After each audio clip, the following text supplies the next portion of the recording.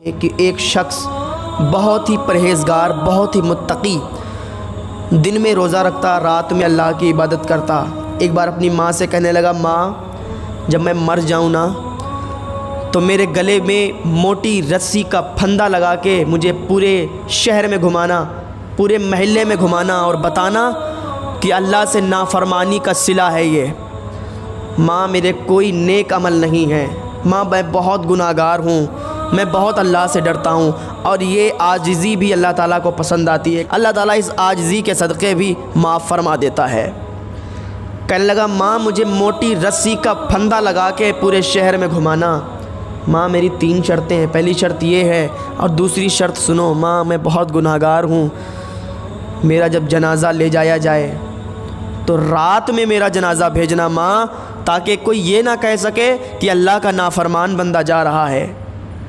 اتنا خوف، اتنا ڈر اللہ تعالیٰ سے، اور اتنا متقی انسان، اتنا پرہیزگار انسان۔ آج ذرا ہم بھی اپنے گریبان میں جھانک کے دیکھیں کہ ہم کتنا متقی ہیں، ہم کتنے پرہیزگار ہیں، ہم کتنی نمازیں پڑھ رہے ہیں۔ اگر آج کوئی بیمار ہو جاتا ہے تو اسے آکسیجن دی جاتی ہے، وہ بھی لاکھوں روپے میں، ہزاروں روپے میں خرچ کر کے انسان وہ چند سانسوں کے لیے وہ آکسیجن لیتا ہے، لیکن اللہ ہمیں فری ہوا دے رہا ہے، فری آکسیجن دے رہا ہے، اس کا شکر ادا نہیں کرتے۔ اللہ ہمیں رزق دے رہا ہے، ہمیں پانی دے رہا ہے، لیکن اس کے حضور ہم حاضر نہیں ہوتے۔ 5 ٹائم اللہ بلا رہا ہے، ہم نہیں جا رہے، لیکن اگر کوئی مالک 1 ٹائم بلا لے تو اس سے پہلے ہی وہاں حاضر ہو جاتے ہیں، اور اگر 1 ٹائم وہاں سے غائب ہو جاتے ہیں تو مالک نوکری سے نکال دیتا ہے یا تو مارتا ہے۔ لیکن ہمارا اللہ ہم پر اتنا بڑا مہربان ہے نا، 70 ماؤں سے زیادہ ہم کو پیار کرنے والا ہے۔ بندہ ایک بار اپنی ماں سے کہے ماں، ماں کہے گی بیٹا، دوسری بار کہے ماں، ماں کہے گی بیٹا، تیسری بار، چوتھی بار، اگر 5-6 بار بیٹے نے اپنی ماں سے ماں کہہ کے پکار دیا تو ماں کہے گی کیا پاگل ہے، کیسی پاگلوں والی باتیں کرتا ہے، ماں ماں چلا رہا ہے، کوئی بات ہو تو بتا۔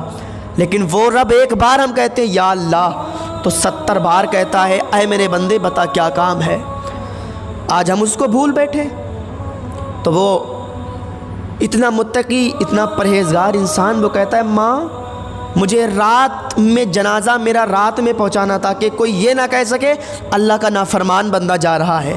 ماں میری 2 شرطیں ہو گئی، تیسری شرط اور ایک ہے۔ کہا تیری تیسری شرط کیا ہے؟ وہ بھی پوری کر دوں گی انشاءاللہ۔ کہا ماں میں بہت بڑا گناہ گار ہوں، ماں میری قبر پہ جا کے رات میں تو اللہ کے حضور میرے لیے دعا کر دینا، میں نے سنا ہے کہ ماں کے قدموں کی برکت سے اللہ معاف کر دیتا ہے، اللہ گناہوں کو بخش دیتا ہے، اللہ بندوں کو معاف فرما دیا کرتا ہے۔ ماں میری قبر پہ جا کے تو رات کے اندھیرے میں میرے لیے دعا کر دینا، ماں 3 شرطیں ہیں میری، اتنی پوری کر دینا۔ اس کی ماں نے روتے روتے کہا ٹھیک ہے بیٹا میں تیری 3 شرطیں پوری کر دوں گی۔ جب وہ انتقال کر گیا، جب اس کا انتقال ہوا، وصال ہوا، تو اس کی ماں نے پہلی شرط پوری کرنے کے لیے رسی لائی، موٹی رسی اس کے گلے میں ڈالنے جا رہی تھی پھندا بنا کے کہ اس کے گھر کی چاروں دیواروں سے آواز آنے لگی، چاروں طرف دیواریں آواز کرنے لگیں، اے خاتون خبردار، یہ اللہ کا بندہ ہے، اس کے گلے میں تو رسی ڈالے گی، یہ اللہ کا دوست ہے، اسے اللہ تعالیٰ نے معاف فرما دیا ہے، اب تو اس کے گلے میں رسی مت ڈال، یہ اللہ کا دوست ہے، اللہ نے اسے معاف فرما دیا ہے۔ تو یہ اللہ تعالیٰ کے نیک بندوں کی پہچان ہوا کرتی ہے، وہ اللہ سے بہت ڈرا کرتے ہیں۔ آج ہم اپنے گریبان میں جھانک کر دیکھیں کہ آج ہم کتنا گناہ کر رہے ہیں اور اللہ کا شکر کتنا ادا کر رہے ہیں۔ اگر کسی کی آنکھ خراب ہو جائے، کوئی اندھا شخص ہو اور وہ اس کو معلوم چل جائے کہ میری آنکھیں واپس آ جائیں گی، کروڑوں روپیہ خرچ کر سکتا ہے، کروڑوں پیسہ خرچ کر سکتا ہے اپنی آنکھوں کے لیے۔ اللہ تعالیٰ نے ہمیں یہ نعمت دی ہے، آنکھیں دی ہیں، ناک کان دیے ہیں، ہاتھ پیر دیے ہیں، بولنے کے لیے ہمیں زبان دی ہے، لیکن ہم اللہ تعالیٰ کا کتنا شکر ادا کرتے ہیں۔ ہم 1 ہفتے کی تو بات چھوڑو، عید کے عید نماز پڑھنے جاتے ہیں، جو عید کی نماز واجب ہے وہ اپنے اوپر ہم نے فرض کر لی ہے، جو فرض ہے اس کو بھول بیٹھے۔ سمجھتے ہیں کہ عید کی نماز پڑھ لیں گے تو ساری کی ساری ادا ہو جائیں گی۔ ارے او پیارو، کہاں بھولے بیٹھے ہو، اللہ کی سخت پکڑ ہے، جب وہ پکڑتا ہے تو اچھوں کی بس کی نہیں کہ وہ چھڑا دیں۔ اللہ کی بہت پکڑ سخت ہے، بہت سخت پکڑ ہے۔ ابھی بھی آ جاؤ اور اپنے گناہوں سے توبہ کر لو، تمہارا ایک آنسو کے صدقے میں اللہ تمہیں معاف فرما دے گا۔ ایک بار اس سے لو تو لگاؤ، اس کے حضور آؤ تو صحیح۔ وہ تو کہتا ہے میرے بندے تو کتنا ہی گنہگار ہے، لیکن بس ایک بار مجھ سے معافی مانگ، اپنے گناہوں سے توبہ کر کے میری طرف آ، تجھے ایسا کر دوں گا کہ جیسے کہ تو نے کبھی گناہ کیا ہی نہیں ہے۔ آئیے میرے بھائیوں، نماز کو آئیں، اللہ کی نعمتوں کا شکریہ ادا کریں، اس کی نافرمانی نہ کریں۔ اللہ تمہیں اتنا دے گا کہ تمہارے خالی دامن بھر جائیں گے، اور تم یہاں بھی کامیاب ہوگے اور میدان محشر میں بھی کامیاب ہوگے۔